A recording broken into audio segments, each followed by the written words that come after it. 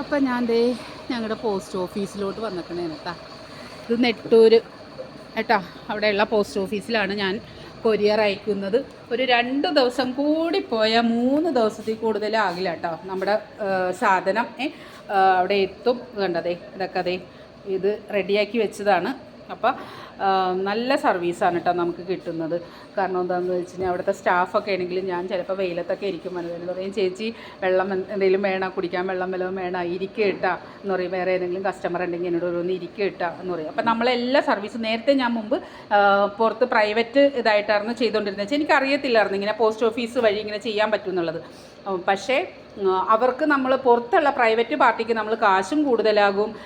അത് അവരുടെ ചിലപ്പോൾ ചില സ്ഥലത്തോട്ടൊക്കെ ചെന്ന് കഴിഞ്ഞാൽ അവരുടെ ഓഫീസിൽ പോയിട്ട് നമ്മൾ കളക്ട് ചെയ്യേണ്ടി വരും.